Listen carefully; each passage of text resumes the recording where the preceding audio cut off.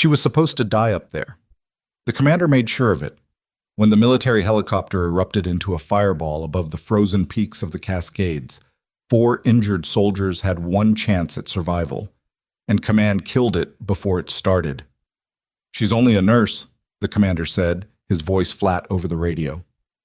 "Cancel the rescue." Just like that, Emily Carter was written off, left for dead on a mountain that had already swallowed better-equipped teams whole. But Emily wasn't just a nurse. She wasn't just anything. And for the next 4 days, in temperatures that cracked metal and silence that buried screams, she was going to prove exactly what they'd thrown away. If this story already has you gripped, stay with me until the very end. Hit like, hit follow, and drop a comment telling me what city you're watching from. I want to see how far this story travels. The call came in at 6:47 in the morning, which was early even by Silver Ridge Medical Center's punishing standards. Emily Carter was already at the nurses' station, finishing a chart update from the overnight shift. She hadn't slept, not properly, anyway. There'd been a multi-vehicle accident on Route 9 around 2 in the morning, and the ER had processed 11 patients in under 3 hours. She'd been on her feet since the previous afternoon, and her lower back was sending signals she kept choosing to ignore. The hospital sat on the edge of Blackstone City, a mid-sized mountain town in northern Washington that existed mostly because of the military installation 12 miles east. Hargrove Air Base drew personnel and their families, which meant Silver Ridge drew a steady stream of active-duty patients, dependents, retirees. Emily had taken the position 8 months ago. After leaving her previous life, she didn't like to call it what it actually was. And the town had suited her just fine. Quiet, cold. Nobody asked too many questions. Her supervisor, a heavy-set charge nurse named Denise Okafor, dropped a printout on the station counter and said, without looking up, "We've got a joint training exercise rotation today. 22 personnel cycling through for physicals and vaccine updates. Dr. Halstead wants them processed by noon." "Noon," Emily repeated. His words. "So." Denise shrugged the shrug of a woman who had long since stopped apologizing for other people's timelines. Emily took the printout. 22 people in a 5-hour window was aggressive but manageable if nobody complicated it. She folded the paper once and tucked it into her scrub pocket. Dr. Marcus Halstead appeared 20 minutes later, already dressed for rounds and already wearing the expression he reserved for problems he hadn't caused but intended to make someone else aware of. He was Silver Ridge's Chief of Emergency Services. 43, 2-time marathon finisher, the kind of man who mentioned both facts within the first 5 minutes of meeting someone. He'd been here 11 years. He let you know that too. "Carter," he said, stopping at the station without fully stopping, the way people do when they want to say something but also maintain the option to keep walking. "The base personnel, I want labs pulled on anyone flagged in the system, cholesterol panels, thyroid if they're over 40. "That's going to push us past the noon window," Emily said. "Then start earlier." "I've been here since 6. He looked at her then, really looked, the way he occasionally did when something she said caught him sideways. Then he smiled, not unkindly, but with a particular flavor of condescension she'd cataloged by now. "You're good at this, Carter. You're fast. You'll get it done." He kept walking. She stood there a moment, watching his back, and then she picked up her first chart. Check. By 9:30, she'd processed 11 of the 22, and the waiting area had taken on the particular energy of young military personnel who had been told to sit and wait and were handling that instruction with varying degrees of grace. Most of them were fine, cooperative, quick, the kind of people who'd been told since enlistment that medical appointments were just another task to complete efficiently. One kid, a specialist named Trujillo, who couldn't have been more than 20, kept bouncing his knee and checking his phone. "You got somewhere to be?" Emily asked, wrapping the blood pressure cuff around his arm. "Training exercise starts at noon," he said. "Mountain search and rescue simulation, high altitude, overnight rotation." "Cascade range?" He blinked. "Yeah, Sector 14. You know it?" "Heard of it." She pumped the cuff, watched the gauge. His pressure was fine. "Stay still." "You ever been up that way?" "The north face above the Hargrove Ridge line, I've been up there," she said. She released the cuff, noted the reading, moved on. He looked at her for a second like he was trying to place her, the reflex people had when someone said something that didn't fit the box they'd built for them. Then his phone buzzed and his attention went somewhere else. She didn't explain. She rarely did. The call came at 11:52. Emily was in the supply room when she heard it through the overhead PA. Not an announcement exactly, more the kind of controlled urgency that spread through a hospital faster than words. She stepped back into the corridor and saw Denise moving with purpose toward the administrator's office. "What happened?" Emily asked. Denise's face had changed. "Military helicopter. Went down somewhere in the North Cascades sector about 40 minutes ago. They're saying pilot error in the initial report, but..." She stopped, lowered her voice. "They're saying there were passengers, non-combat personnel. They don't know yet." Emily felt something move through her that wasn't quite emotion, more like calibration, her body adjusting to new information the way it had been trained to. "How many?" she asked. "Unknown. Base is scrambling." She found out the rest in fragments over the next hour. The kind of information that arrives in pieces when the people relaying it are still figuring out what happened themselves. A CH-47 transport carrying a command team plus 4 additional personnel on a training observation rotation.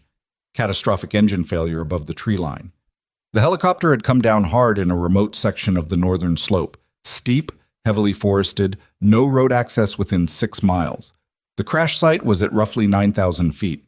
Weather moving in from the northwest. Emily listened to all of it from the nurse's station. Around her, the hospital continued its ordinary business. An orderly wheeled a patient toward radiology. A phone rang twice and went quiet. She was looking at a supply request form she hadn't filled out yet when Dr. Halstead appeared again, this time with the administrator, Glenn Portis, a thin, careful man in his mid-50s who communicated primarily through implication. "Silver Ridge is being asked to place a medical liaison at the coordination center at Hargrove," Portis said. "It's a formality. They have their own medics, but for insurance and civilian oversight purposes, the base wants a hospital representative present during the SAR operation." "I'll go," Emily said. Both men looked at her. "I have Wilderness First Responder Certification, Advanced Trauma. She paused. "I've done remote medical work before. I'm the right person for this." Halstead's expression did something complicated. "It's a coordination center, Carter. It's administrative. They need someone who can fill out forms and answer questions from hospital legal, not, 'Then I can do that too.'" A silence. "I'll send Patterson," Halstead said. "He's got more experience with..." Greg Patterson has been a nurse for 2 years, and his idea of wilderness medicine is reading about it, Emily said. She said it without heat, which somehow made it worse. "With respect." Halstead's jaw tightened. "You've been here 8 months. That's not what I'm talking about. This isn't a competition, Carter." "No," she agreed. "It's a rescue." Portis cleared his throat. "Marcus, she does have the certifications. And frankly, if there are survivors and they need triage guidance over radio, fine." Halstead looked at her like he was conceding a parking spot, not a decision that mattered. "Go. But you report back here the moment the SAR team has the situation under control." She was already reaching for her badge. The coordination center at Hargrove Air Base was operating at about 60% of the capacity it was going to need. Emily could tell that before she'd even cleared the checkpoint. The parking lot had the specific controlled chaos of a military installation responding to something it wasn't fully prepared for. Vehicles moving in patterns that looked organized but had that half-beat delay that meant the organization was being improvised. Inside, the main operations room had been converted to an incident command space. 3 large monitors displayed topographical maps, weather satellite data, and a communications feed. Somewhere in the middle of it, a colonel named Brennan Wick was running the show. He was maybe 55, built the way some men in their 50s are built when they've never entirely stopped training, solid, contained, the kind of person who moved through space like he expected it to accommodate him.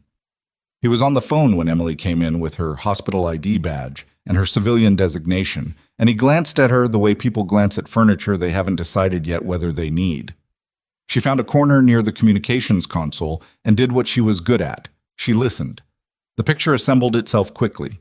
The helicopter had gone down at approximately 11:14 a.m. local time. The crash site had been visually confirmed by a second aircraft that had been in the area.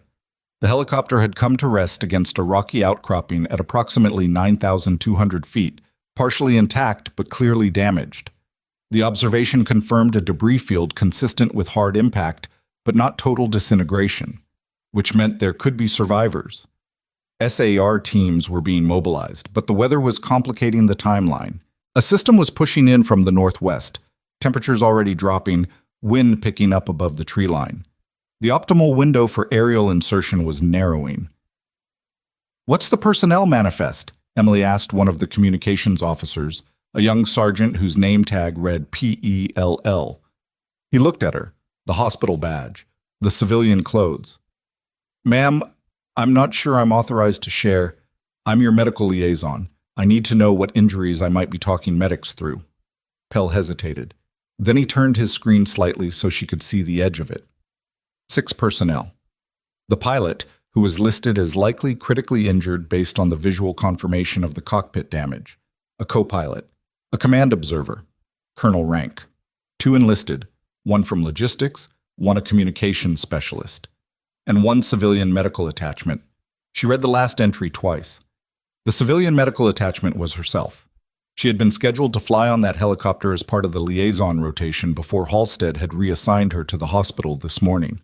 The person in her slot on that manifest was a junior medic named Flores, who was 24 years old and had 18 months of field experience. She stood very still for a moment. Then Colonel Wick got off the phone and turned to the room. "Weather window is closing faster than projected. We're looking at maybe 90 minutes before aerial insertion becomes non-viable. SAR team is recommending we hold until the system passes. That's potentially 18 hours. He paused. "The question is whether there are survivors who can't wait 18 hours. "There are," Emily said. Everyone looked at her. "That's a guess," said an officer near the map display. "Based on what?" Wick asked. "Based on the visual confirmation of partial structural integrity, the debris field pattern, and the crash altitude. At 9,200 feet, a partial intact fuselage on a 40-degree slope means the occupants experience significant deceleration forces, but not unsurvivable ones. If the frame held on the high side," she stopped herself, pulled back. "Based on the information available, there's a reasonable probability of at least partial survival. They need medical attention that's going to be more time-sensitive than 18 hours. Wick stared at her. "You're the hospital liaison." "Yes." "Wilderness first responder?" "Among other things." Something moved across his face. Not quite suspicion, more like recalibration. "What are you recommending?" "Send someone in on the ground. 6 miles is a hard approach in those conditions, but it's a 4-hour window if you move now. I can go with the team. I can provide medical triage on site and relay real-time assessment." A brief silence. Then Wick's second-in-command, a major named Galt, said, "Sir, we're not putting a civilian hospital nurse on a ground insertion into those conditions."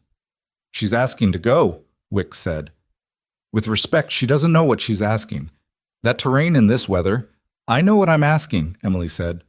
Galt looked at her the way people look when they've already decided something and are simply waiting for the other person to finish talking. "Ma'am, with all due respect, you're a nurse. Our SAR team is trained for exactly this scenario. What we don't need is an additional civilian to extract." The words landed the way they were meant to. A door closing. "Understood," Emily said. She went back to her corner. She picked up a radio handset and started reviewing the medical supply inventory that the SAR team would be carrying. She began compiling a differential list of probable injuries based on crash dynamics and altitude exposure time. She did not argue further. She didn't need to argue. The SAR ground team inserted at 1:15 p.m. 4 personnel, all base-trained, carrying a standard rescue load. Emily had requested twice, calmly and with specifics, that they take additional chest decompression equipment and a field hypothermia kit configured for multiple patients. The supply sergeant had looked at her request, looked at her badge, and told her he'd see what he could do. They took 1 hypothermia kit. She tracked their movement on the topographic display. The approach route the team lead had chosen was the obvious one. The logging trail up to the 6-mile marker, then northeast through the tree line to the crash coordinates. It was the shortest route. It was also, she noted, the route that passed directly through a drainage valley that would be running fast with snowmelt in these temperatures, and which had no alternate crossing within a mile in either direction. She mentioned this to Pell. Pell relayed it to Galt. Galt said the team lead had assessed the route. She nodded and went back to watching the display.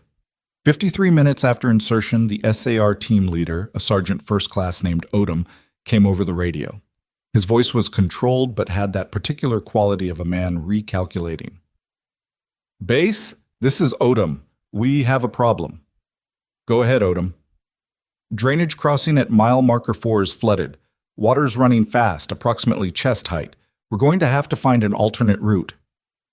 Silence on the channel. "Alternate adds approximately 90 minutes to approach," Odom continued.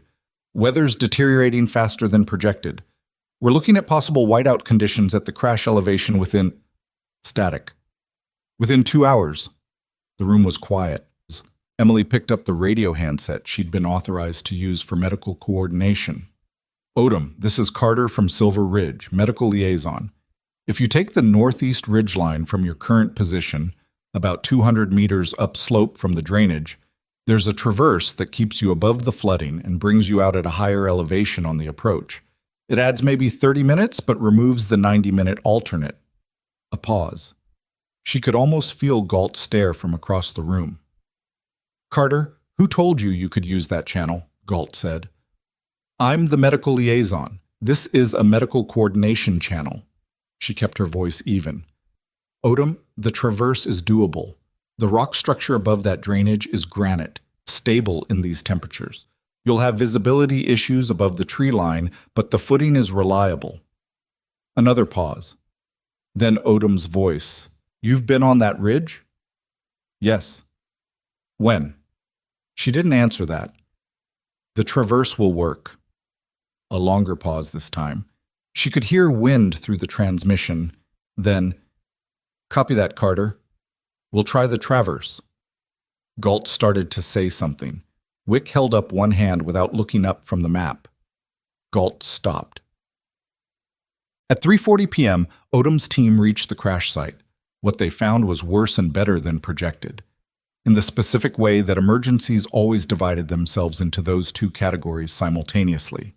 The helicopter had come to rest at an angle against a rock shelf, the rear section relatively intact. The cockpit collapsed on the left side. The pilot was dead, confirmed on first approach. The co-pilot was unconscious, breathing, with visible head trauma and a compound fracture of the left forearm. The command observer had a punctured lung and was deteriorating. The two enlisted personnel had injuries that were serious but stabilizable. Flores, the junior medic who'd been in Emily's seat on the manifest, had a broken collarbone and was conscious, scared, and had been trying to apply field dressings left-handed for the past 4.5 hours. And there was a sixth person, a sergeant named Kwame Darby, who was listed on the manifest but hadn't been with the others at the crash site. "He went for help," Flores told Odom, voice shaking. "About 2 hours after the crash. He said he'd seen a trail marker from the aircraft on approach. He took one of the emergency kits and he went." "Which direction?" Odom asked. Flores pointed northwest, into the steepest part of the slope, into the direction the weather was coming from. Emily heard all of it through the radio relay. She had a topographic map pulled up on the tablet she'd borrowed from Pell, and she was looking at the area Flores had indicated, the northwest face, above the tree line at that point, rocky, exposed. In the weather that was pushing in right now. She started calculating. She was still calculating when Colonel Wick appeared beside her. "What are you looking at?" he asked, not unkindly, more like someone who had started paying attention to the furniture. "Where the missing soldier went," she said. "Odom's team will sweep once they've stabilized the primary casualties. By then the weather window will be gone." She turned the tablet so he could see.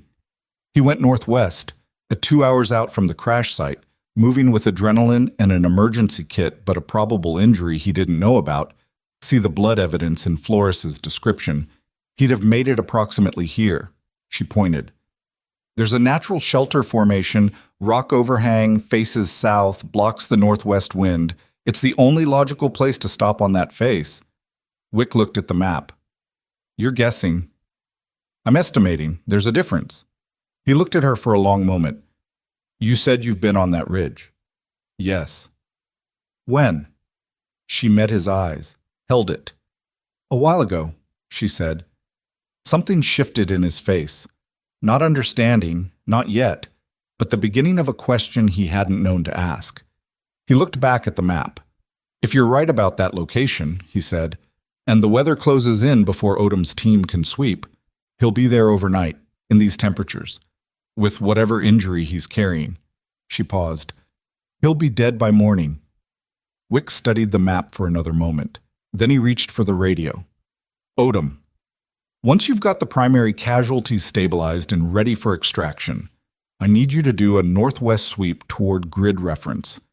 He read off the coordinates Emily had indicated. We have a missing soldier, priority asset. Copy, sir. That's going to be tight with the weather. I know. Move fast. He handed the radio back to the operator. He didn't say anything to Emily, but he didn't move away either. He stood there looking at the map with her, and that was its own kind of statement. Through the windows of the operations room, the sky was doing what skies in northern Washington do when they mean business, turning a particular shade of iron gray that had nothing peaceful about it. The wind had picked up. She could hear it against the glass. Somewhere out on that northwest face, in a rock shelter she'd identified from memory and mathematics, and the way a person moved when they were hurt and running on instinct, a soldier was waiting for something that might not come in time. Emily Carter looked at the map. She looked at the weather data. She looked at the clock on the wall. And quietly, without saying anything to anyone, she began making a different set of calculations. The calculations weren't complicated. That was the thing about survival math. It stripped everything down to variables you could actually measure. Distance, temperature, time, the rate at which a body lost heat against wind chill at elevation. The window between functional and non-functional, the point of no return. Emily had been running those numbers in her head for the last 20 minutes, and they kept coming back the same way. Odom's team had 4 critically injured personnel to stabilize before they could move.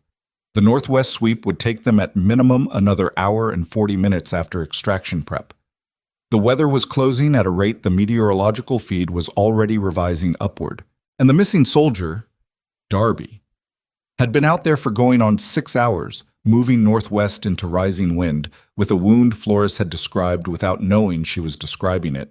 The way he'd favored his left side when he walked, the careful way he'd adjusted the emergency kit onto his right shoulder, the small grunt he'd made that Flores had mistaken for frustration. Internal injury, probably a fractured rib. Possibly worse. She pulled up the satellite image of the northwest face one more time and looked at the rock formation she'd marked. Then she looked at the access points from the base perimeter. There was a service road, maintained but unplowed this time of year, that cut to within 2 miles of the lower approach. 2 miles of uphill terrain was not the same as 6. It was still hard, it was still dangerous, but it was a different kind of math. She found Pell at his console. Is there a vehicle pool on the south side of the base? He blinked. Ma'am? Trucks. 4-wheel drive. Something with chains on. There's a maintenance fleet, but He stopped. You'd need authorization from... Who's the fastest person to get that authorization from right now? He looked at her. He was maybe 22, and he had the look of someone who understood exactly what she was asking and was deciding, in real time, whether to be part of it. Sergeant Okafor in base motor pool, he said slowly. He's got discretionary release authority for emergency support vehicles. She was already moving. And motor pool was on the far south end of the base, in a long corrugated metal building that smelled like diesel and rubber and the particular cold that accumulated in unheated spaces. Sergeant First Class Ray Okafor was a broad-shouldered man in his late 40s who looked like he'd been poured into his uniform 30 years ago and had simply stayed there. He was standing next to a truck with a clipboard when Emily came through the door. And he sized her up in the way experienced military personnel sized up civilians who walked into their space with urgency. Quick, skeptical, thorough. "Silver Ridge Medical," he said, reading her badge. "You're the hospital liaison. I need a vehicle. A 4-wheel drive truck with chains, if you have it." "I've got it." He didn't move. "Where are you going?" "Northwest Service Road, to the 2-mile approach marker below the crash sector." Something shifted behind his eyes. Not quite alarm, more like the kind of attention that sharpens when a situation gets complicated. "That road hasn't been maintained since October, and there's weather coming in." "I know." "Ma'am, I can't release a vehicle to a civilian liaison for—" "There's a missing soldier on that face," she said. "He's been out 6 hours with a probable rib fracture in deteriorating conditions. The SAR team is occupied with 5 other casualties. The weather window is closing in approximately—" She checked her watch. 90 minutes. After that, aerial extraction is off the table, and the northwest slope is impassable on foot until the system passes. That's 18 to 24 hours. Okafor looked at her. He looked at the truck. He looked back at her. "You know that road," he said. "I know the terrain above it." "That's not what I asked." I've driven worse," she said, "and I've worked that sector in worse conditions than this." It wasn't the most complete answer. He seemed to know that. But he also seemed to be doing his own math, and he reached for a key hook on the wall without any further conversation. He pulled a set of keys off it and held them out, and when she reached for them, he didn't let go immediately. "You don't come back in 2 hours," he said. "I'm calling it in." 2 hours is fine." He released the keys. She was out the door before he finished the sentence that followed. Something that might have been "be careful," or might have been something else entirely. She didn't catch it. She was already thinking about the road. The service road was exactly what Okafor had said it was. Unmaintained, snow-packed, with the particular treachery of a surface that looked stable and wasn't. The truck had chains, which helped, and 4-wheel drive, which helped more, but the first quarter mile still involved 2 moments where the rear wheels lost their purchase, and the whole vehicle did a slow, nauseating sideways drift that required her to ease off the accelerator and steer into it and wait for the chains to find something solid. She drove with both hands on the wheel and her eyes on the road and her mind somewhere ahead of both. The thing about that northwest face was that she'd been on it in worse conditions than this, twice. Once in winter, once in early spring when the snowpack was unpredictable in a different and more violent way. Both times she'd been with a team. Both times the objective had been something other than what anyone watching would have called a training exercise, which was why there was no record of it under her current name or her current job title or her current life. She had not wanted to think about those times in Blackstone City. That was part of why she'd chosen Blackstone City. It was close enough to everything she'd known that she could find work she was good at, and far enough from the specific coordinates of that work that she could be a person instead of a file number. 8 months of it had worked reasonably well, right up until 11:14 this morning.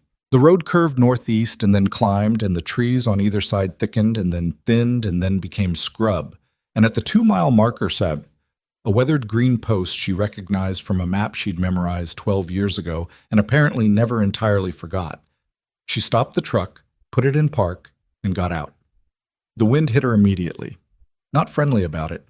She pulled her jacket tighter, checked the pack she'd assembled from the vehicle's emergency kit, trauma supplies, a thermal blanket, chem heat packs, a radio on the SAR frequency, and started moving.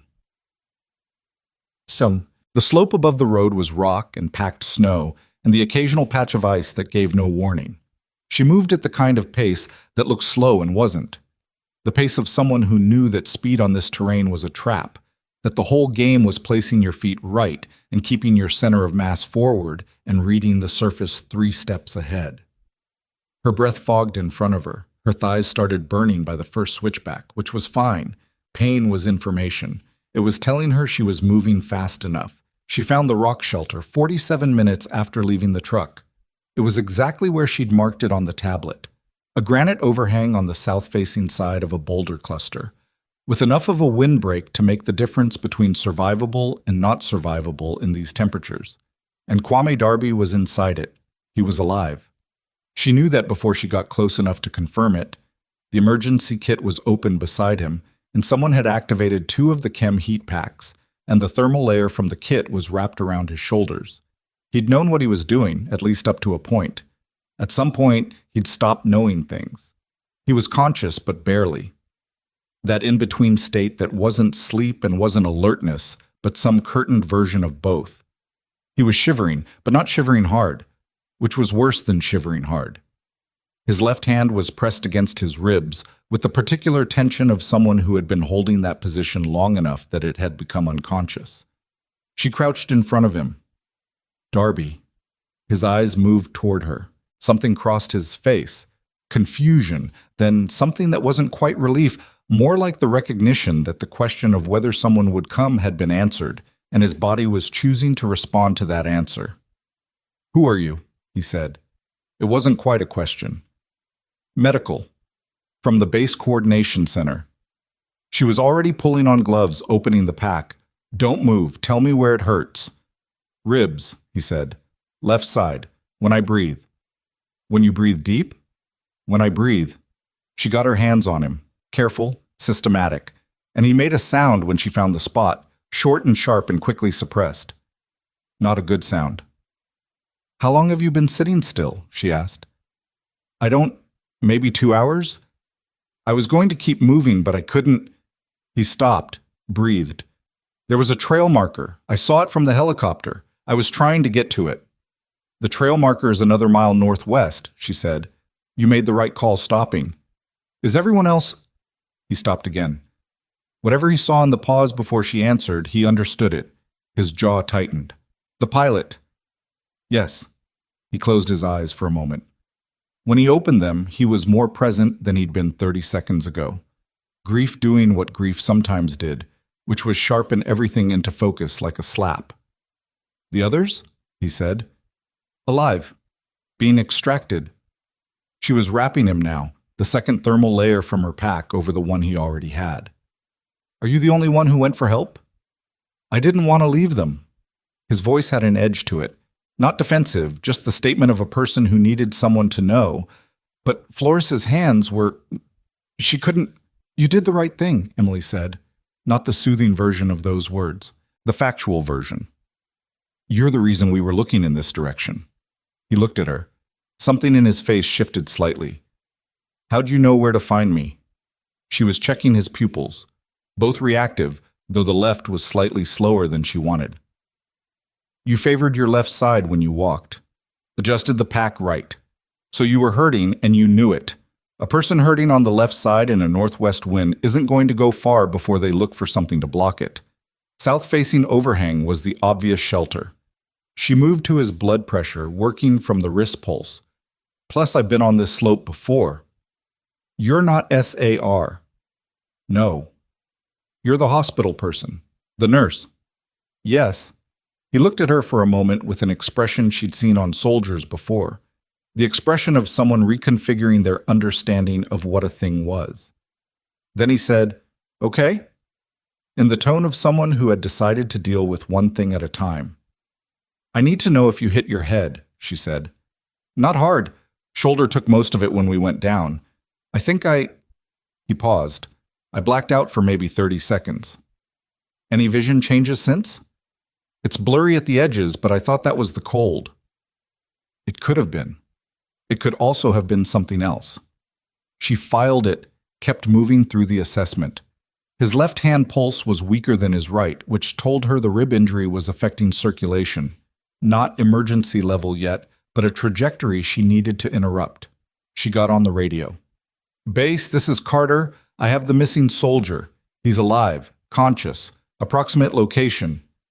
She read off the coordinates from the GPS clip on her pack strap. "I need extraction to this position. His injuries are manageable but time-sensitive. He has a probable rib fracture with possible internal bruising, early-stage hypothermia, and a possible concussion. He needs a hospital, not a field stabilization." The radio crackled. Then Colonel Wick's voice, and something in his tone had changed since the last time she'd heard it. "Carter, you're on the northwest face." "Yes, sir." A pause that she could not entirely read. "Okafor told me where you went." "I figured he would." Another pause. Can he be moved? She looked at Darby. He was watching her with the focused attention of someone who understood this conversation was about him and had chosen not to pretend otherwise. With support, he can't walk it down alone, but we can manage a two-person descent to the service road. Aerial extraction is marginal right now. Wind's at the limit. Then we don't need aerial. I've got a truck at the 2-mile marker. If you can have a medical team meet us there, we can be down in 40 minutes. Another pause, then, copy that. Medical team will be at the service road access in 45. She clipped the radio back to her pack. Darby was still watching her. 40 minutes, he said, give or take.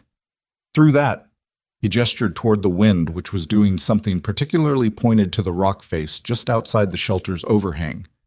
Through that, she confirmed. She helped him shift his weight, positioning the pack strap so the weight was distributed away from his injured side. I'm going to be on your right. Don't try to move fast. Don't try to keep up with a pace I'm not setting. If something hurts, say so immediately. Not in 5 seconds, immediately. Got it. If you feel dizzy or your vision gets worse, we stop. Okay. Darby. He looked at her. You've been out here 6 hours in this. You're in better shape than you should be. She wasn't saying it to make him feel good. She was saying it because it was true, and because people moved better when they understood their own resilience. You're going to make it down. Something in his face, not quite a smile, but the architecture of one. The way certain people smile when they're too tired to complete the expression, but their face remembers what it's supposed to do. You sure about that? Yes, she said simply, and stood up and offered him her hand. Kate. They were 20 minutes down when the weather system arrived ahead of its own projection. It wasn't dramatic. It didn't come in with the cinematic violence of a movie storm. It came in the way real weather came in at altitude. A gradient shift, the temperature dropping 3 degrees in 4 minutes, the wind finding a new and more purposeful direction, the visibility collapsing from 300 meters to 80 in what felt like a single exhaled breath. She felt it before she saw it. The change in the air pressure against her face, the quality of the sound around them. Don't stop, she said, even as the first hard gust cut across the slope and Darby stumbled and she caught his weight against her shoulder. Keep moving. Don't stop. I can see why, he said through his teeth. She adjusted her grip on him and recalculated their line. The route she'd used on the way up was no longer the route she'd take going down. The wind had changed the equation, and the section of open slope she'd crossed easily going up was now exposed in a way that wasn't acceptable. There was a parallel line, slightly longer, that kept them in the shelter of the rock formations longer before breaking onto the lower slope. She'd noted it on the way up the same way she noted everything, without intending to, just as a function of how her brain had been trained to process terrain. She took the longer line. It added 12 minutes. She'd told Wick 40. They'd be at 52, maybe 55, and the medical team would wait because they'd been ordered to wait, and because the radio was with her and she could tell them to wait. That was fine. The math still worked. What she hadn't factored, couldn't have, because it hadn't existed yet, was the sound she heard at approximately the 32-minute mark of the descent. A voice. Below them and to the west. Someone calling out. A search pattern call. The rhythmic, spaced shout of a person looking for something in low visibility. The SAR team. Odom's group had gotten the primary casualties moving toward aerial extraction and sent someone on the northwest sweep after all, and they were in the wrong place. Too far west, heading into a section of slope that looked passable on the map and was not passable in these conditions because the runoff from the earlier snowmelt had iced over on the north-facing exposure, and the SAR searcher didn't know that yet. Emily couldn't see them. She could only hear the voice, and she could calculate where the voice was coming from, and she could calculate what was 40 meters west of that voice at this temperature on this slope. Stop, she told Darby. He stopped. She got on the radio. Odom, this is Carter. I need your sweep team to hold position. Whatever your current position is, hold it. Do not move west. There's ice on the north-facing exposure at your elevation. Do you copy? Static. Wind cutting across the signal. She tried again. Odom, this is Carter. Hold your sweep team. Do not move west. More static. Then a partial voice. Not Odom. Someone else, the person doing the sweep. and it was interrupted by another sound, closer and sharper, that was not weather. It was the particular sound of a boot losing its grip on a surface that offered nothing back, followed by silence. Then, over the radio, faint and distant and surrounded by static. "This is Reyes. I've lost footing. I don't..." The signal cut out.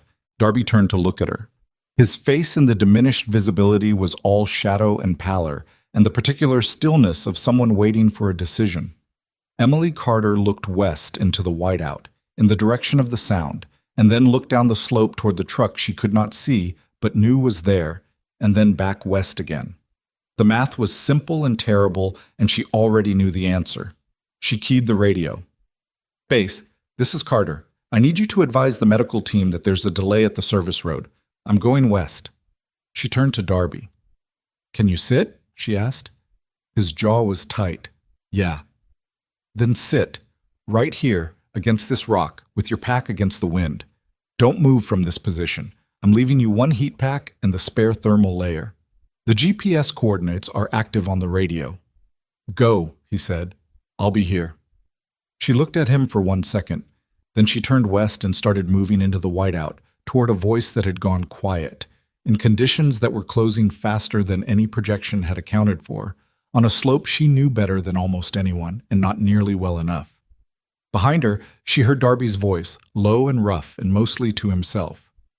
What the hell kind of nurse is she? The answer to that question was going to have to wait. She moved west at the pace the terrain allowed, which was not the pace she wanted, but was the pace that kept her upright. And upright was the only pace that mattered right now.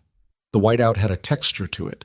Not uniform white, but layered, shifting, the kind of visibility that played tricks because it wasn't zero. It was just enough to make you think you could see farther than you could.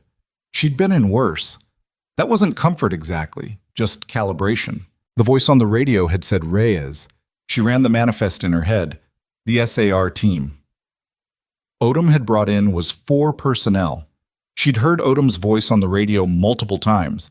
The others she hadn't cataloged by name, but Reyes was one of the sweep team, and the sweep team had gone west when she'd told them not to go west, which meant the information hadn't gotten through in time or had gotten through and been disregarded, and neither of those mattered now. What mattered was the ice she'd seen on the way up, the north-facing exposure at roughly the 800-meter elevation mark, where the runoff from the drainage had sheeted out across the rock in the overnight freeze and then been covered by a thin skim of powder that looked like regular snow and wasn't.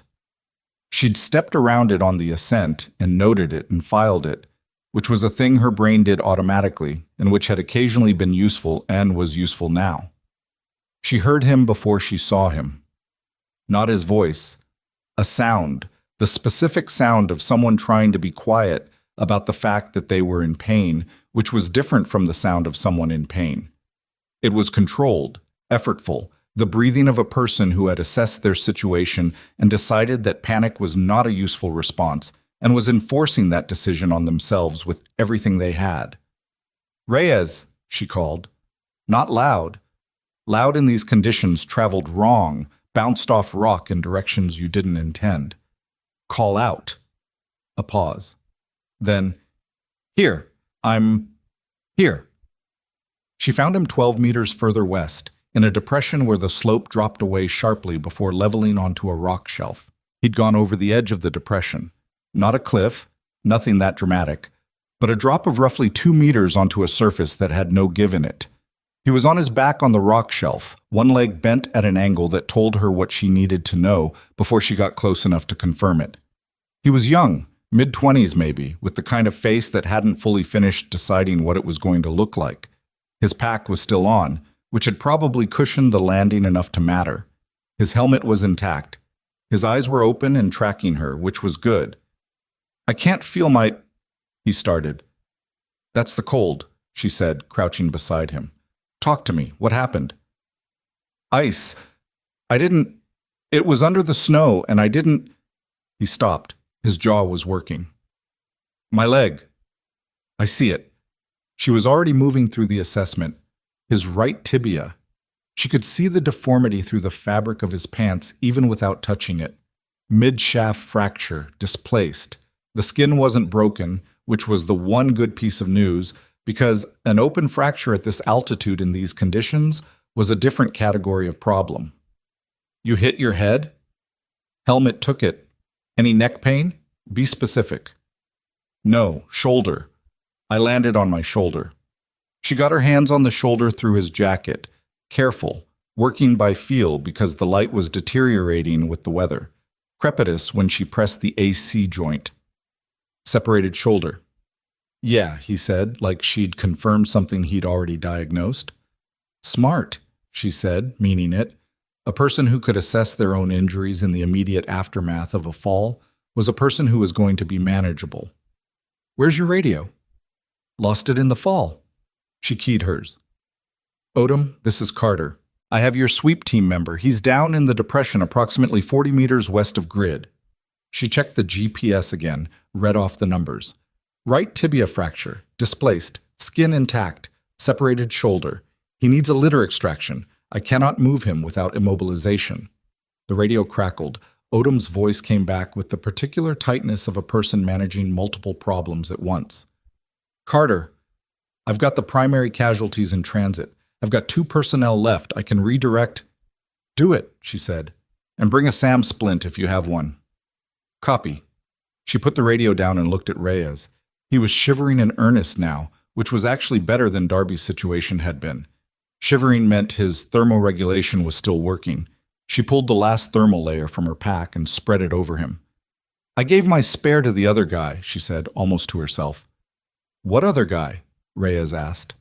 The missing soldier, Darby. He's up the slope holding position. She was improvising a splint from what she had, the pack frame, the webbing straps, her jacket's drawcord, because she'd given away the dedicated supplies and what was left was what she could make. This is going to hurt. I know. Tell me when it's too much. I will. He didn't, which meant either he had a genuinely high pain threshold or he was performing one, and she couldn't tell which, and it didn't matter because the splint went on either way. She worked fast, and she worked tight, and she felt him go very still at one point. Not the stillness of unconsciousness, the stillness of a person redirecting everything inward to get through a specific moment.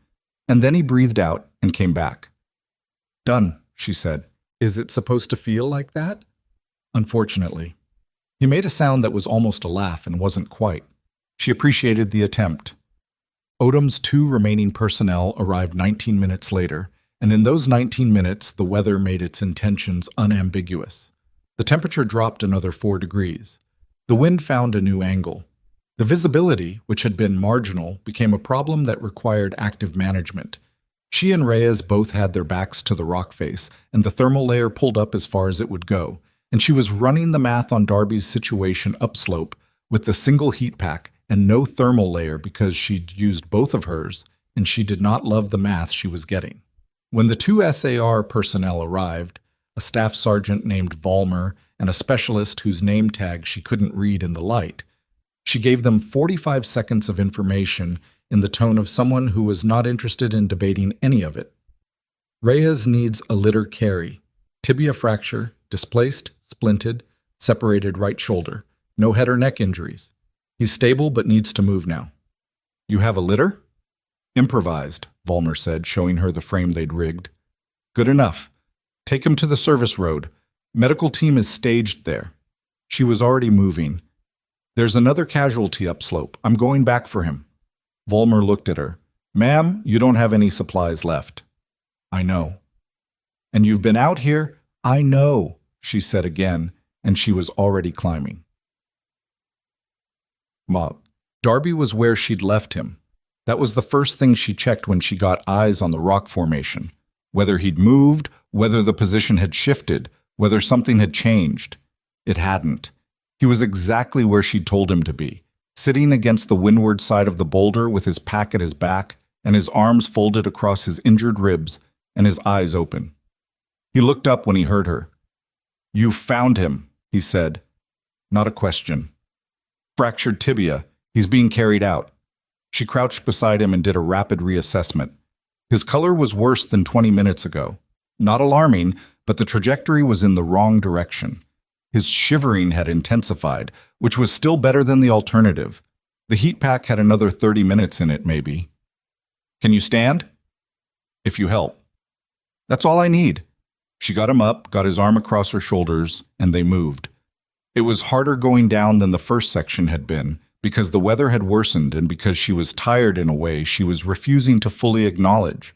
Her legs were doing the thing where each step required a conscious decision, where the body had stopped running on anything automatic and was asking permission for every movement. She granted it. She didn't have the option not to. Darby was heavier than he'd been on the first section of descent, which meant his body was losing its ability to contribute to its own movement. That was the hypothermia doing what it did, the systematic withdrawal of resources from the periphery toward the core, which was the right survival priority, and was also the thing that made people progressively less useful as partners in their own rescue. "Talk to me," she said. "About what?" "Anything. What's your unit?" 3rd Battalion, 75th. He said it the way people said their unit, not reciting it, just stating it, like a fact about the weather. "How long?" 6 years. You?" She almost didn't answer. Then, "Different unit, long time ago." He was quiet for a few steps, then carefully, "How long ago?" "Long enough that I'm a nurse now." He processed that. She could feel him doing it. The slight shift in his weight, the quality of the silence. "What were you before?" "Something else." "That's not an answer." "No," she agreed. "Keep moving." They moved. The tree line appeared below them like a mercy. Not because it was warm, but because it meant the wind stopped having quite so much access to them. She could feel Darby's breathing against her shoulder, and she was counting it without meaning to, the way she'd been trained to count things. 14 respirations per minute. Shallow. The rib injury limiting his depth. At the 1-mile marker, she got on the radio. "Base, this is Carter. ETA to Service Road, approximately 15 minutes. Darby is ambulatory with assistance. Vital signs declining. Early to moderate hypothermia. Rib injury with restricted breathing. I need a chest assessment kit at the road." "Copy that," Wick's voice. "Medical team is standing by. Carter." A pause. "Good work." She didn't respond to that. She put the radio back and kept walking. Tab. The medical team at the service road was 4 people, which was more than she'd expected and exactly what was needed. They took Darby from her with the efficiency of people who had been briefed and were ready, and she watched them load him onto the stretcher, and her body took that moment to send her a comprehensive accounting of what she'd been doing for the past 3 hours. Her hands were shaking. She noticed this with the detached interest of someone observing a fact about someone else. She'd been operating at temperature long enough that the cold had gotten through in ways she'd managed not to notice while she was moving. And now that she'd stopped moving, her body was presenting the bill. She sat on the running board of the truck and let it. One of the medical team, a captain, she registered the rank without focusing on the face, appeared in front of her. "Ma'am, I need to assess you." "I'm fine." "You've been out there 3 hours in those conditions." "Reyes and Darby first." "They're being handled. You're my responsibility right now." She looked at him. He had the expression of someone who was not going to move, and she was too tired to argue with expressions. "Fine." His name was Captain Aldrich Tomas, and he was thorough in a way she respected. Not performative, not checking boxes, actually looking.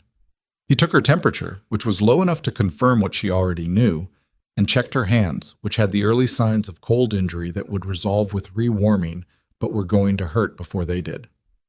"You need to be in a vehicle," he said. "I know." "Now."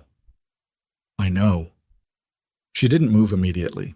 She was looking at the slope above them, which had disappeared into the whiteout. The system had fully arrived. If Reyes had been out there another 30 minutes, if she'd been 30 minutes later getting to him, the extraction would have become a different kind of operation. She got into the vehicle. The operations room at Hargrove was a different temperature when she walked back into it. Not literally, but in the way rooms change temperature when the thing happening in them had shifted. The controlled chaos of the early afternoon had resolved into something more deliberate. The monitors still showed weather data and topographic maps, But the quality of attention people were paying them had changed. The crisis was not over, but the shape of it had changed from emergency to aftermath, and aftermath had different rhythms. Colonel Wick was still at the center of it. He looked up when she came in. She looked like what she was. Someone who had spent 3 hours on a mountain in deteriorating conditions, wearing a hospital liaison badge and a jacket that was still damp at the shoulders. Her hands had been wrapped by Tomas in the truck, and she was holding a thermal cup of something that was mostly the right temperature, if not the right beverage. Wick walked toward her, not the walk of someone approaching a subordinate or a civilian, the walk of someone crossing a room to address a specific person for a specific reason.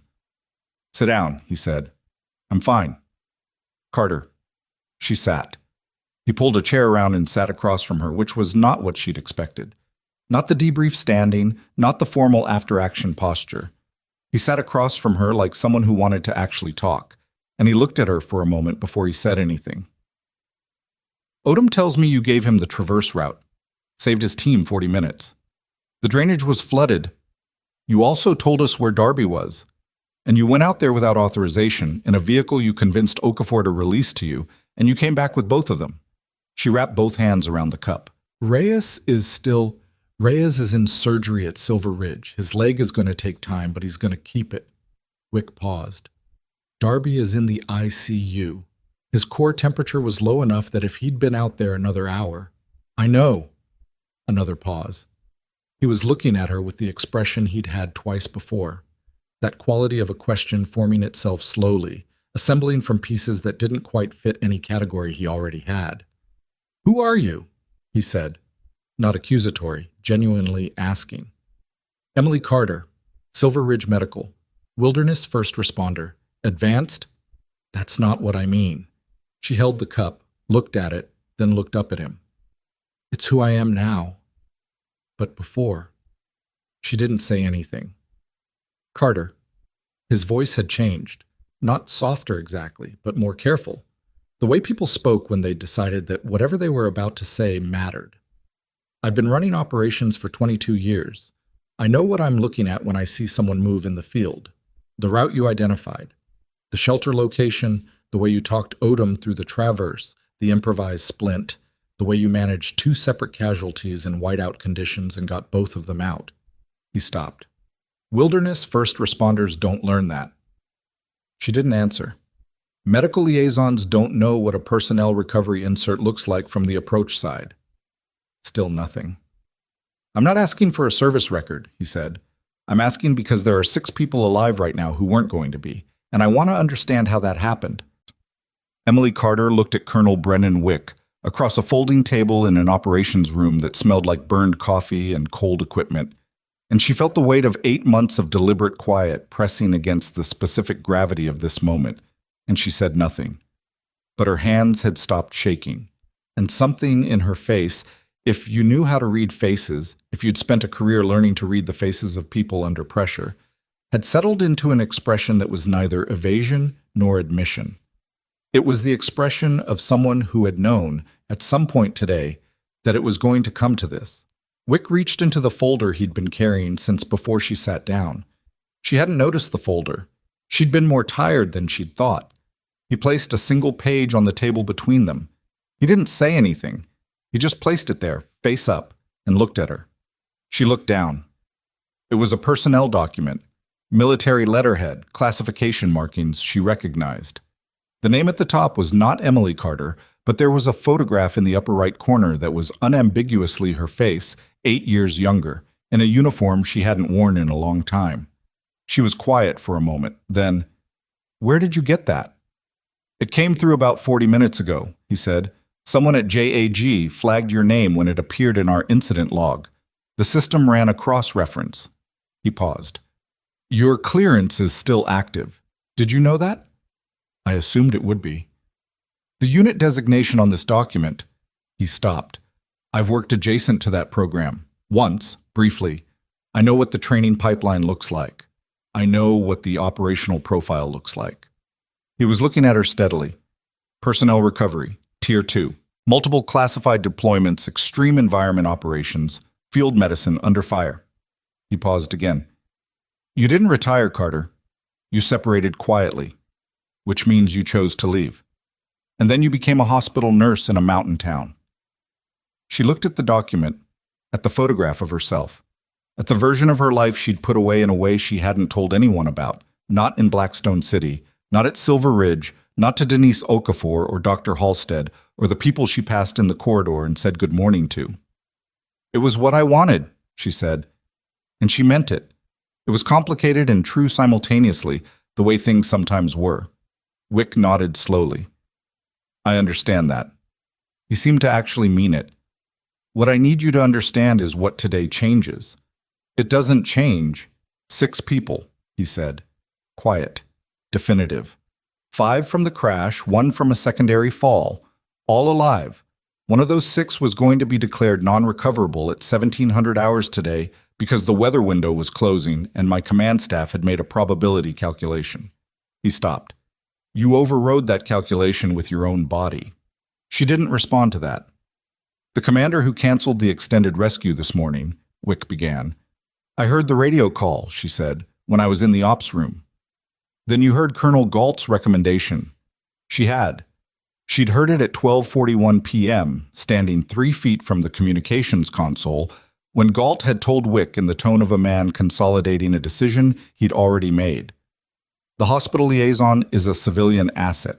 We cannot delay the SAR timeline for a civilian who chose to self-insert into an operational environment, meaning her, meaning the direction she'd gone without authorization, meaning the math she had done about Darby's location and survival window. Galt had wanted her recalled. Wick had waited 5 minutes and then authorized the medical team to the service road instead. She hadn't known that, until now, sitting at this table. He was wrong, Wick said. He was working with incomplete information, she said, because she was tired and because it was accurate.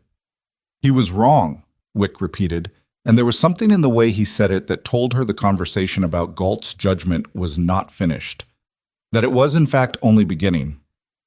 She looked at the document on the table between them, at the name that wasn't Emily Carter and the photograph that was. Outside the operations room windows, the storm had arrived in full. The Cascade peaks were invisible behind it. The mountain that had taken the helicopter that morning and almost taken 6 people with it was somewhere inside that wall of white, doing what mountains did, continuing indifferent, regardless of what had happened on its slopes.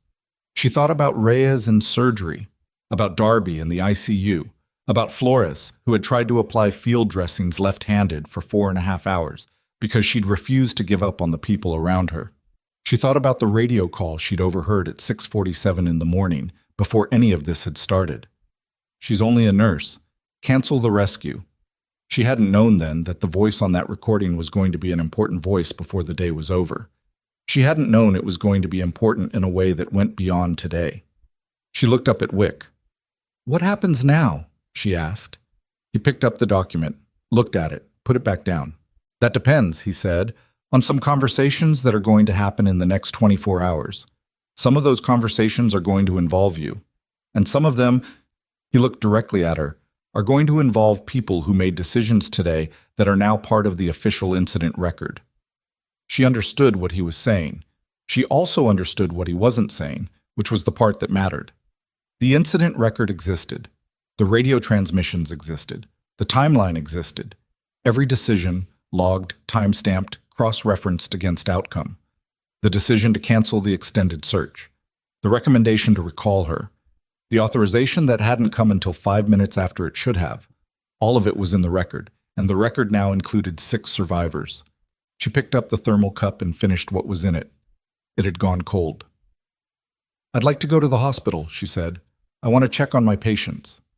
Wick looked at her for a moment. The specific look of a man recalibrating who he was talking to and what that meant. Then he nodded. I'll have someone drive you, he said. She stood, picked up her jacket from the back of the chair, started toward the door. Carter. She stopped. The record shows you self-authorized an unapproved vehicle release and conducted an unsanctioned field insertion without proper gear or backup. He paused. It also shows 6 survivors. Another pause. Those 2 things are going to be in the same report. She turned, looked at him. I know. What I'm telling you, he said carefully, is that the people writing that report are going to have to decide which of those two things matters more. And I want you to know that I will be one of those people. She held his gaze for a moment. Thank you. She went out through the operations room door, and as she did, she passed Major Galt coming in from the corridor. He saw her. She saw him.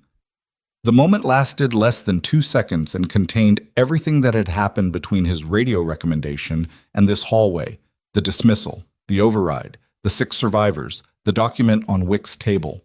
He looked at her badge, then at her face. His expression moved through something she didn't try to name. She walked past him without speaking.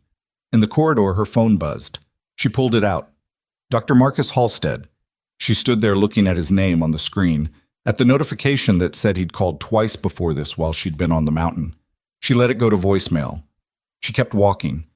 Behind her, through the closed operations room door, she heard the beginning of a conversation. Wick's voice, level and deliberate, saying, "Galt, I need you to sit down." And then the door muffled the rest of it. She was already at the building exit when her phone buzzed again. This time it wasn't Halstead. It was a number she didn't recognize, a Washington area code she hadn't seen in 8 years. She stopped walking, looked at the number, felt the specific quality of stillness that came when something you thought you'd closed opened again without asking permission. She picked up. "Carter," a voice she knew, had not expected to hear. "This is Colonel Voss. I've been briefed on what happened at Hargrove today." A pause. "I need to talk to you about your file." The phone felt heavier than it should have. Not physically. It was the same device it had been 30 seconds ago. But in the way objects sometimes accumulated the weight of what was happening around them. Emily stood in the corridor of Hargrove Air Base, with the storm pressing against the windows at the far end and Colonel Voss's voice in her ear, and she felt 8 years of deliberate distance compress into the length of a phone call. "How did you get this number?" she said. "Your file was flagged 2 hours ago. Jag ran the cross-reference. We have protocols for—" "I know what the protocols are." She kept her voice level. "Why are you calling me personally?" A pause. Voss was not a man who paused often, which meant this one was intentional.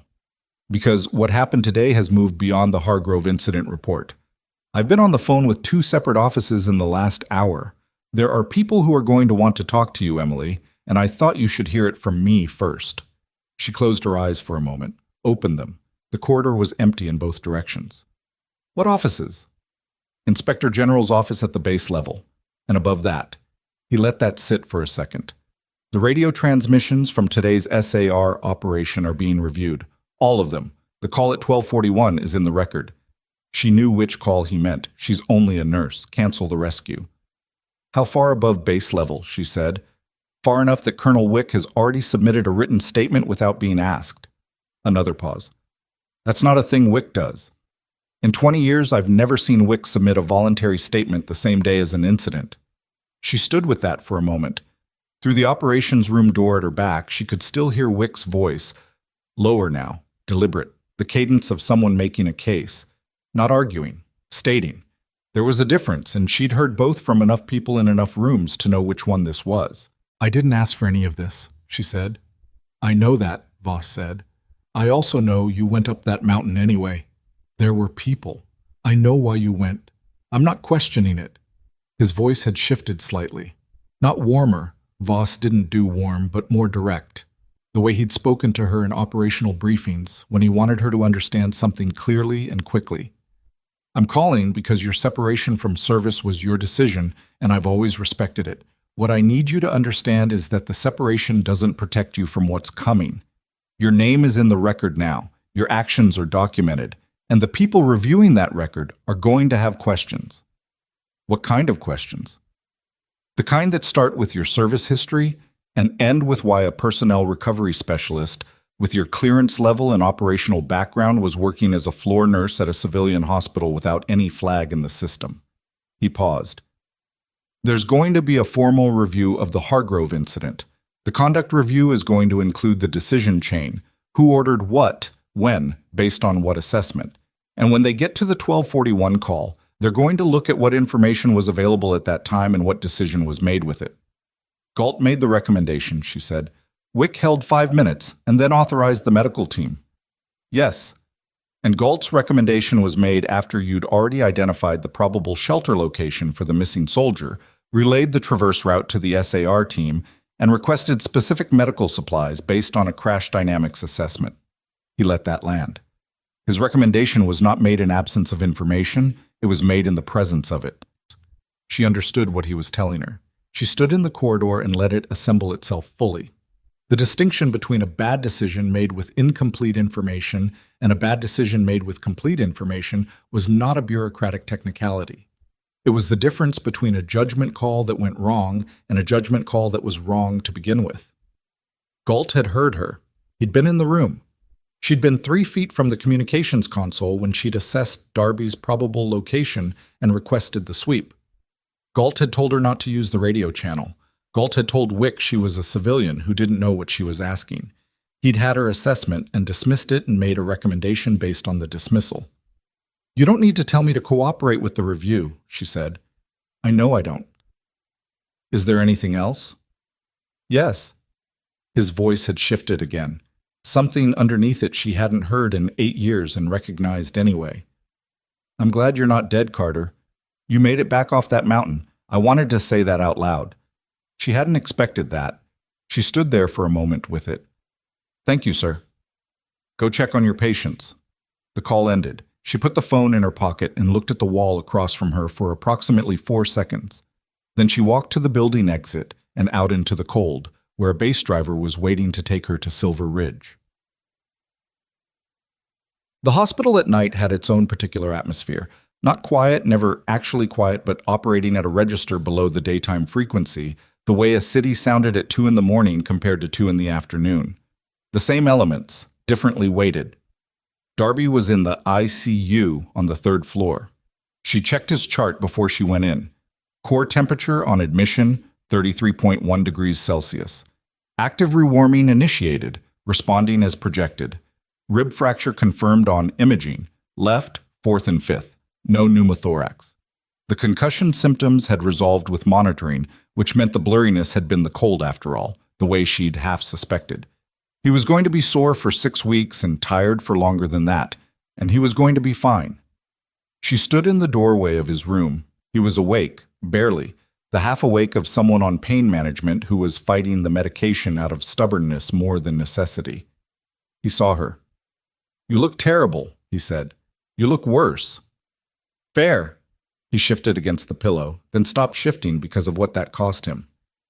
"They told me you went back for Reyes." He was in the wrong place. "Yeah, I heard. The ice." He was quiet for a moment. "How bad is his leg?" "He's keeping it. It'll take time." Darby nodded. His eyes were doing the thing eyes did when the body was demanding sleep and the person was refusing to give it permission yet. "The pilot," he said. "I know. He had a daughter. She's—" He stopped. "He told me on the flight up. She's 4. He was showing me a picture." She didn't fill the silence. There was nothing to put in it that would help, and she'd learned a long time ago that the impulse to fill those silences was mostly about the person who felt the impulse, not about the person in the bed. "He seemed like a good guy," Darby said finally. "Yeah." He closed his eyes, opened them again. "The nurse thing," he said. "That's real? You actually work here?" 8 months. And before that, she put her hand on the door frame. "Get some sleep, Darby. You're not going to tell me." "Not tonight." He almost smiled. "Okay." His eyes closed again, this time with the quality of someone who had actually given permission. "Carter." "Yeah." "Thanks for coming back for him." A pause. "And for not leaving me on that rock." She left him sleeping. She found Flores in a regular room on the 2nd floor, collarbone immobilized, arm in a sling, looking at the ceiling with the particular expression of someone who had been through something significant and was still in the phase where the full weight of it kept arriving in waves. Flores was 24. Emily had looked at her chart in the elevator. 24, 18 months post-graduation, first field assignment.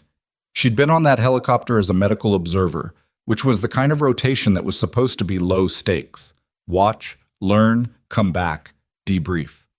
Not spend 4.5 hours applying field dressings left-handed to people whose injuries were beyond her current training level while waiting for help that wasn't coming. She'd done it anyway. That was worth noting. "You're the nurse from the coordination center," Flores said when she saw her. "The one who—" She stopped. "Darby said you found him." "He found the right shelter," Emily said. "I just confirmed the location." Flores looked at her with the expression of someone who knew that was not the complete version of events and was too tired to press it. "Is everyone—" "Darby is upstairs. Reyes is out of surgery. The co-pilot is in the ICU, but stable." She paused. "The command observer is critical, but the surgical team is optimistic." Flores absorbed this. Her jaw worked. "And the pilot?" "Yes." A silence.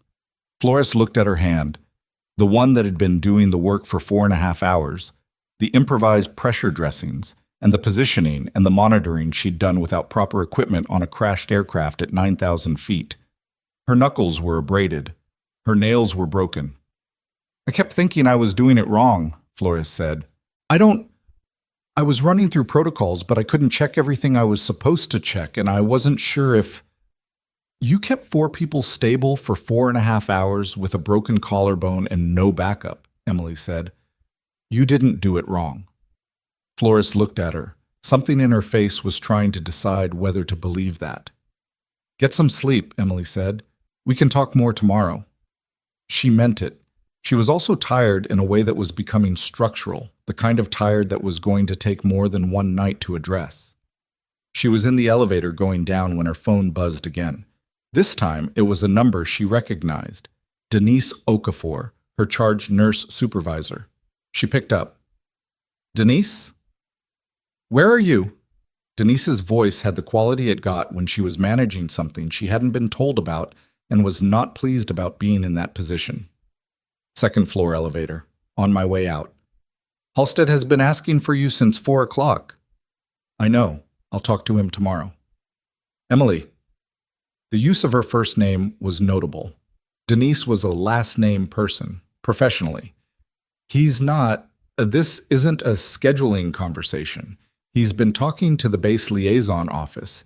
He's saying you went to Hargrove without proper authorization, that you exceeded the scope of your hospital role, that there are liability—" "Denise." "He's very worked up about it." "I know he is." She stepped out of the elevator into the ground floor corridor. The ER was visible at the far end, its particular organized energy continuous regardless of what happened outside its walls. 6 people came off that mountain alive. Tell him I'll be in tomorrow and we can discuss it." A pause. "Are you okay?" "I'm cold and I'm tired and my hands hurt. But yes." "Your hands. Cold exposure. It's resolving. I'll be fine by morning." She pushed through the exterior door into the parking lot. The cold hit her and she almost laughed at herself for being surprised by it. "Tell him tomorrow, Denise." She was in a cab she'd called from the base before she realized she hadn't eaten since the early morning. And by the time she got home and found food in her refrigerator that wasn't coffee or something that required more attention than she had left, it was past 10 o'clock, and the weather was doing things to the windows that sounded like it was making a point. She sat at her kitchen table with a bowl of leftover rice and her cold exposed hands wrapped around a mug of something hot. And she looked at the wall across from her and thought about nothing specific for approximately 12 minutes, which was the closest she was going to get to rest before the rest of it arrived. It arrived at 7:15 the next morning, in the form of a meeting she hadn't requested in a conference room she'd been in twice before, with Dr. Marcus Halstead and Glenn Portis and a woman she didn't recognize who turned out to be from Silver Ridge's Legal and Risk Management Office. Her name was Sandra Waite. She had a yellow legal pad and the expression of someone who had been handed a problem and intended to address it systematically. Emily sat across from all 3 of them with a cup of coffee she'd brought herself, and the particular quality of stillness she'd developed over years of being in rooms where people were deciding things about her. Halstead began. He'd clearly prepared, which meant he'd had enough time to build a structure for his grievances and arrange them in an order that suited him. The core of it was this. Emily had exceeded her authorized role as hospital liaison. She'd used base resources without proper authorization. She'd conducted what amounted to a field medical operation without hospital sanction. She'd exposed Silver Ridge to potential liability by acting in an official appearing capacity outside the facility. and she'd ignored 2 calls from her supervising physician during the incident. He presented all of this in the tone of a man who had been inconvenienced and was framing that inconvenience as institutional concern, which was a thing Emily had seen often enough to recognize the difference between the two. She let him finish. Waite looked at her. "Ms. Carter, I want to be clear that this is not a disciplinary hearing.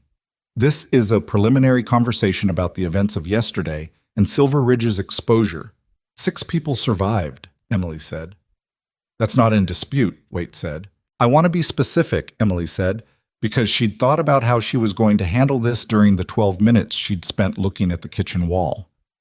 "The co-pilot is in the ICU at this hospital and is expected to recover.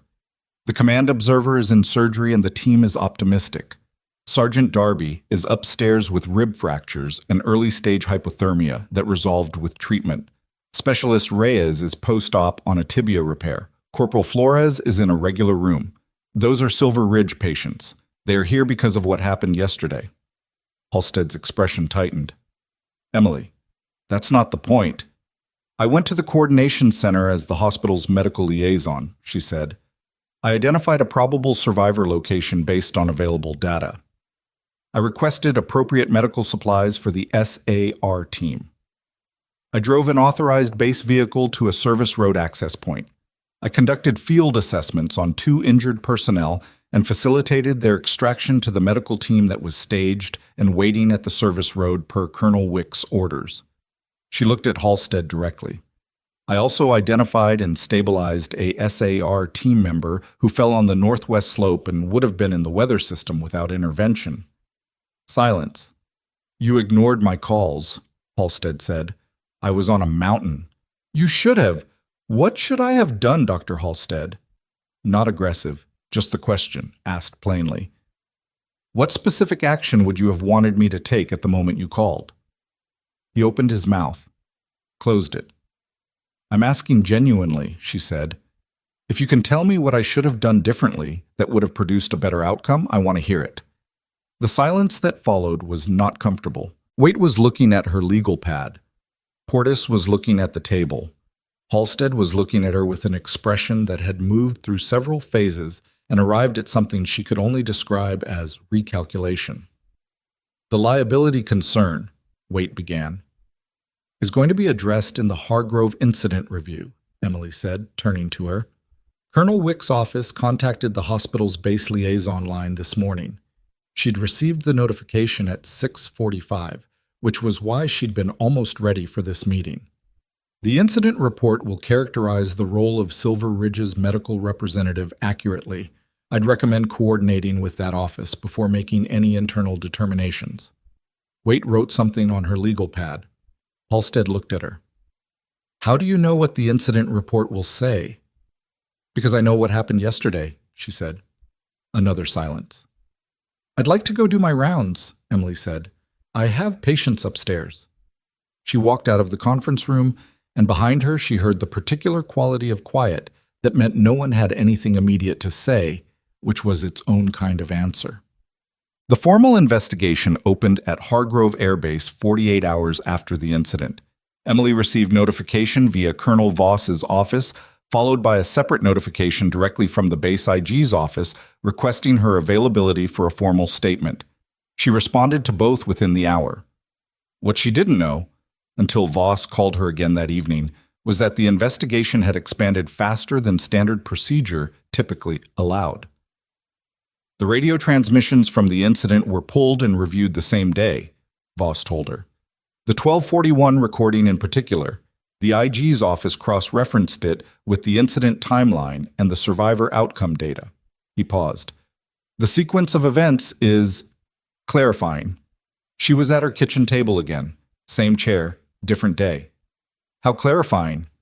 The recording shows that at 12:38, you provided a probable location assessment for the missing soldier. At 12:40, you requested specific medical supplies and a sweep team redirect. At 12:41, Major Galt made his recommendation to recall you. A pause.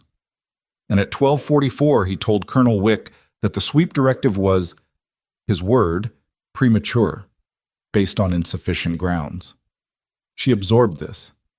The sweep directive that found Darby, which was authorized at 12:46, 2 minutes after Galt characterized it as premature. Another pause. 2 minutes is not a long time, but in the context of the weather timeline and Darby's condition on extraction, it's documented, she said. Everything is documented. That's the issue for Galt. The timeline is not ambiguous. The assessment you provided was in the record before his recommendation. His recommendation was made with full knowledge of your assessment and characterized it as insufficient without any counter-analysis. She was quiet. There's more, Voss said. The IG's office subpoenaed communications from Galt's terminal over the past 60 days as a standard part of the conduct review. What they found... He stopped. This is not information I should be sharing with you before the formal review, but I'm going to tell you anyway, because you're going to find out in 48 hours, and I'd rather you hear it from me. Tell me. Galt has been aware of your service record for 3 weeks. The kitchen was very quiet. What? The cross-reference that JAG ran after the incident, the one that surfaced your file, wasn't the first time your name went through that system. There was a query 6 weeks ago from a terminal associated with Galt's office against Personnel Recovery Program records. Voss's voice was even and carefully controlled. He knew who you were before yesterday. He knew your service background, and when you presented your assessment of the crash site and the survivor location, he had the full context for understanding what that assessment was worth. She sat with this. He wasn't operating on incomplete information, she said. No. He knew what I was. He knew what my assessment was based on, and he still characterized it as premature. Yes. She looked at her hands, still slightly reddened at the knuckles from the cold exposure, the skin not quite back to its normal texture. She thought about Darby on that rock shelf, the heat pack she'd left him, the math she'd done about how long he had. Why? She said. Not accusatory, just the question. Voss was quiet for a moment. I can speculate, but I won't. What I'll tell you is that the IG's office is now treating this as more than a judgment error. The inquiry has been elevated. He paused. Galt has been placed on administrative leave pending the review. She closed her eyes. Carter? I'm here. You're going to be called to give a formal statement, probably within the week. You need to be prepared for the fact that your service record is going to become part of the public incident record. The separation, the operational history, to the extent that anything is declassified, it will be referenced. I know. The life you built here. I know, Colonel. She stopped him gently. Not unkindly, just she knew. She'd been knowing since she picked up the phone in the Hargrove corridor and heard his voice. The quiet she'd assembled in Blackstone City, piece by piece, over 8 months, was not going to survive the week intact. That was simply true, and she was going to have to decide what she was going to do with it. Is there anything you need? Voss said. She thought about Flores in her room on the second floor, about Reyes, who was going to spend 6 weeks learning to walk on a rebuilt leg, about the co-pilot, who was going to spend longer than that rebuilding something else, about the pilot's 4-year-old daughter, who was going to spend a lifetime with a gap where a father had been, and for whom no incident review was going to change anything. No, she said. I'm okay. She meant it, roughly. Chab. The formal review convened 8 days after the incident in a conference room at Hargrove Air Base that was considerably more official than the operations room she'd sat in the first night. The panel consisted of 3 officers, 2 from the IG's office, 1 from the Army's Judge Advocate General Corps, plus a civilian oversight representative and a recorder. Emily gave her statement on the second day of the review. She sat in a chair that was not comfortable and gave her account in the order it had happened, without embellishment and without omission, and when the panel asked about her service background, she answered their questions accurately and completely. The declassified summary of her personnel recovery service was entered into the record. The operational deployments that could be named were named. The training pipeline, the certifications, the specific qualifications that informed her assessment on the day of the incident, all of it went into the record. It took 4 hours. When it was done and she was walking out of the review room, she passed the waiting area where Galt was sitting with his JAG representative. He looked up when she came through the door. She hadn't seen him since the corridor moment 2 nights ago. He looked like a man who had been in a continuous conversation with the worst version of his own decision for 8 days and was starting to show it.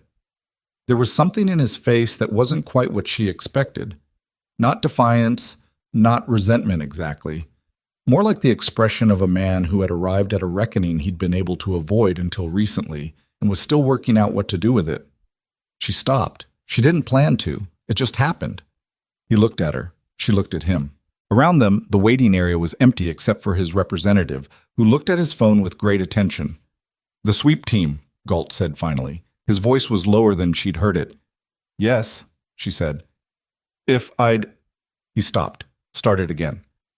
"The 2-minute delay. On Wick's authorization." "Yes." He looked at his hands, then back up at her. "I knew your file," he said. "I pulled it 3 weeks ago. I was doing a routine check on base liaison personnel, and your name came up and I ran the cross-reference and I read it." He stopped. "I didn't think a nurse was going to—" "Darby's core temperature on admission was 33.1, she said. "The survival threshold for that exposure duration is approximately 1 hour beyond the time of extraction. The 2-minute delay on the sweep authorization represents a measurable fraction of that window." He didn't say anything. "I know you know that," she said. "I'm saying it out loud anyway." She walked past him. His JAG representative watched her go. The review panel issued its preliminary findings 19 days after the incident. Major Galt's recommendation to recall the civilian liaison and characterize the survivor location assessment as premature was found to constitute a failure of operational judgment in the presence of credible and qualified information. The inquiry into the pre-incident personnel query from his terminal, the search he'd conducted on her files 6 weeks before the crash, was referred to a separate conduct review for determination of whether that information had informed his handling of her assessment during the incident. The language of the findings was careful and bureaucratic and thorough, which was how military administrative language worked, and the conclusion it arrived at was nonetheless unambiguous. Galt's conduct on the day of the incident had placed survivor lives at unnecessary risk through the dismissal of information he was equipped to evaluate and chose not to. He was removed from his position. Formally relieved of command. The conduct review regarding the pre-incident personnel query was ongoing, which in the context of military administrative process meant it was going to follow him for a long time. Emily read the preliminary findings in her apartment on a Tuesday evening. She read them twice. Then she set the document on the kitchen table. The same chair. And she sat there for a moment with the weight of it. It was not satisfying in the way people imagine justice would be satisfying. It was more complicated than that. It was the specific feeling of something being corrected, not made right, because some things couldn't be made right, but corrected, set back into alignment with what it should have been. The pilot was still dead. The 4-year-old still had a gap. Those facts were permanent, and no finding changed them.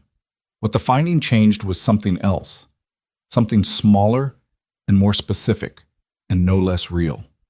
The next morning, she went to work. She changed into her scrubs in the locker room. She picked up her first chart of the day. Denise Okafor appeared at the nurse's station with the expression of someone who had been tracking a situation and had arrived at the update she'd been waiting for.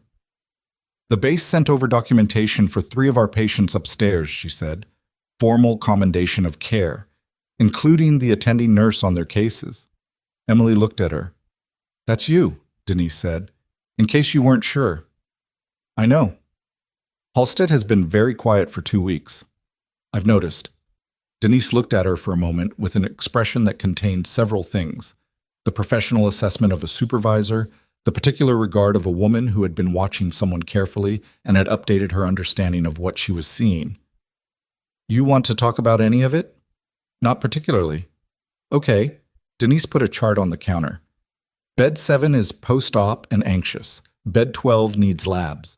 And Sergeant Darby in 314 has been asking for you since 6 a.m. She picked up the chart. "Darby's not my patient." "He specifically asked for you." She set the chart back down, picked up her badge, took the elevator to the 3rd floor.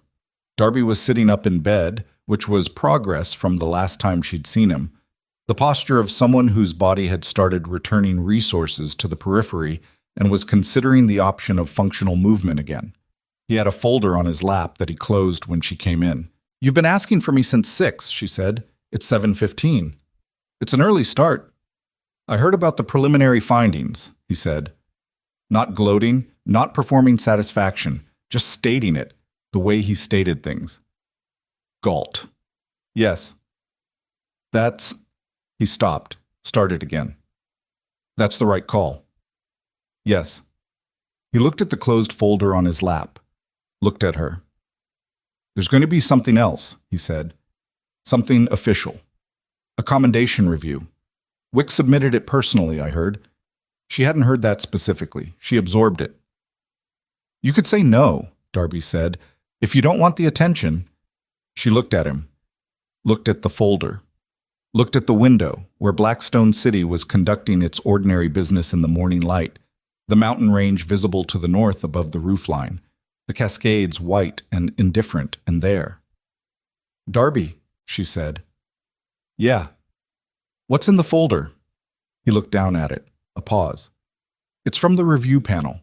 Not the preliminary findings, something separate." He didn't open it. "My statement was part of the record. What I told them about the northwest face.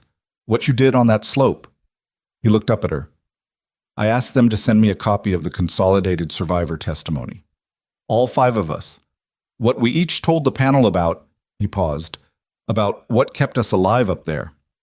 She looked at the folder. "I haven't read it yet," he said. "I've had it since yesterday and I haven't opened it." He looked at her with the direct attention of someone who had been thinking about how to say something and had decided to say it plainly. "I wanted to read it with you in the room." She pulled the chair from the corner to the side of the bed, sat down. "Okay," she said. He opened the folder. The first page was Flores's testimony. She'd given it on day 3 of the review. Her statement was 4 pages long, and it described in careful and specific detail what had happened on the aircraft, what she'd done in the hours after the crash, and what she'd observed about the condition of the other survivors. The last paragraph described the moment when Odom's team had arrived at the crash site. But above that last paragraph, in the middle of the 3rd page, Flores had written something that Emily hadn't expected. She read it. Flores had told the panel about Darby's departure, the careful way he'd adjusted the pack to his right shoulder, the small sound he'd made that she'd misread at the time, the northwest direction he'd walked into. And then she'd written, "I later learned that the civilian medical liaison identified Sergeant Darby's probable location based on that exact description. She identified the injury I had observed without knowing I'd observed it, from a verbal account, and used it to calculate where he would go.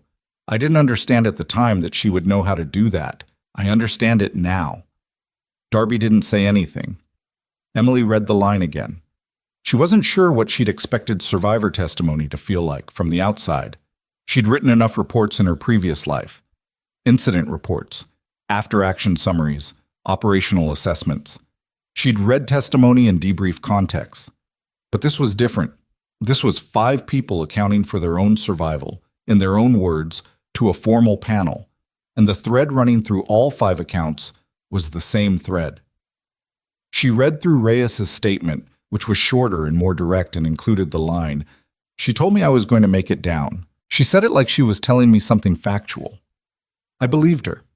She read the co-pilot's account, which described hearing her voice on the radio at the coordination center and understanding, from the specificity of her assessment, that someone with actual knowledge was in the loop. She read the command observer's account, given from a hospital bed on day 9 of recovery, which was the most formal in language and the most precise in its characterization of the institutional failures that had preceded and surrounded the incident. The last statement in the folder was Darby's own. He'd given it on day 5. She read it knowing he was sitting next to her, and she read it anyway because it was in the folder and the folder was open. He'd written about the rock shelter, about the 47 minutes he'd sat in it before she appeared, about what he'd thought during those 47 minutes, which he described with the blunt honesty of someone who had decided that the review panel deserved an accurate account of the interior experience of waiting to find out whether anyone was coming. He'd written, I had made my peace with the possibility that no one would find me before the weather made it impossible. When she appeared, my first thought was that I was hallucinating. My second thought was that whoever she was, she had been on that slope before. Not recently, but she moved like someone who had been there before. Emily looked at that sentence for a moment. Then she looked up. Darby was watching her. "You move like someone who has been there before," he said quietly. "I stand by that." She looked at him. The folder was open on the blanket between them. The morning light was doing what morning light did in hospital rooms, arriving sideways, making everything look slightly more significant than it usually did. She was going to have to decide something, not today maybe, but soon. The quiet life she'd built in Blackstone City was not gone, but it had changed shape, the way things change shape, when they passed through events that left marks. The hospital badge on her chest said Emily Carter, RN, and she was Emily Carter, RN, and she was also the person in the photograph on Wick's table. And both of those things were true, and she was going to have to find a way to hold both of them in a world that had now seen both of them simultaneously. Her phone buzzed in her pocket. She pulled it out. Unknown number. Not the Washington area code from before. Different, longer prefix, the kind that took a moment to place. She looked at it. She looked at Darby. "I have to take this," she said. She stepped into the corridor and answered. The voice on the other end was one she had never heard before. A woman, professional, precise, with the particular cadence of someone who was accustomed to making calls that mattered. "Ms. Carter, my name is Deputy Inspector General Marsh. I'm calling regarding the Hargrove Incident Review." A pause. "We've concluded the preliminary findings. I'd like to discuss the supplemental determination." "What supplemental determination?" Emily said. "The one regarding Major Galt's conduct prior to the incident," Marsh said. "The pre-incident personnel query." "Ms. Carter." Another pause. This one waited. "We've been reviewing the communications associated with that search. The query wasn't routine." Emily stood in the third-floor corridor of Silver Ridge Medical Center and felt the ground of the story shift under her in a way she hadn't anticipated. "What was it?" she said. "That," Marsh said carefully, "is what I need to talk to you about in person." The meeting with Deputy Inspector General Marsh happened 3 days later in a conference room at the regional JAG office in the city, 40 miles south of Blackstone City. Not at Hargrove. That was the first signal that this was a different kind of conversation. Marsh was a compact woman in her mid-50s with close-cropped gray hair and the unhurried manner of someone who had spent a career learning that patience extracted more truth than pressure. She had a recorder on the table and a folder considerably thicker than the one Darby had opened in his hospital room, and she waited until Emily had coffee and had settled before she opened it. "I want to explain the scope of what we found before I ask you any questions," Marsh said, "because some of it is going to be unexpected." "Okay," Emily said. Marsh opened the folder. "The query Major Galt ran on your service record 6 weeks before the incident was initiated from his terminal, but was not initiated by him." She let that sit for a moment. His login credentials were used. The access occurred during hours consistent with his schedule, but the search parameters, the specific combination of program designation, operational region, and date range, are not the parameters a line officer would know to use when running a routine personnel check. Emily looked at the folder. Someone told him what to search for. Someone told him exactly what to search for, Marsh confirmed, which means someone knew enough about your service history to construct a targeted query, and that someone communicated those parameters to Galt before you were assigned as hospital liaison to the Hargrove Coordination Center. She paused. Your assignment to the Coordination Center was not random. It was a substitution. You replaced the original liaison designee 3 days before the incident. Emily remembered that. Halstead had told her about the liaison rotation on the morning of the crash. Standard rotation, he'd said. She was on the list. "Who changed the designation?" she said. "The change originated from the hospital's administrative office, specifically from a request routed through Dr. Halstead's scheduling coordinator." Marsh's voice remained level. "Dr. Halstead received a call 4 days before the incident from a contact whose number traces to a consulting firm with a procurement contract at Hargrove Air Base. The call lasted 11 minutes. The conference room was quiet. Emily looked at Marsh. "You're saying Halstead knew who I was?" "We're saying Halstead was told enough to make a specific request. Whether he understood the full scope of what he was being told..."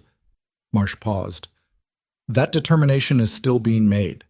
She looked directly at Emily. "What I can tell you is this. Your placement at the coordination center on the day of that crash was not coincidental. Someone wanted you visible. Someone wanted Galt to know your background before you opened your mouth in that operations room. And someone wanted the record to show that your assessment, when it came, was being evaluated by an officer who had been primed to discount it." Emily sat with this. It was a different kind of understanding than she'd had before. Not larger, exactly. More complete. The 1241 radio call.